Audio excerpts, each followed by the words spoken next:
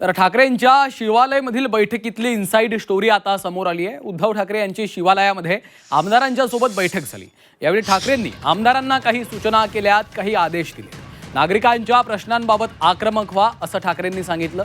तर खासदार कुठल्या कारणाने फुटले हे जनतेला सांगा असंही ठाकरेंनी आमदारांना सांगितलेलं आहे। उद्धव ठाकरे यांनी बैठकीमध्ये आमदारांना काय सूचना केलेल्या आहेत त्यावर एक नजर टाकूयात ग्राफिक्सच्या माध्यमातून।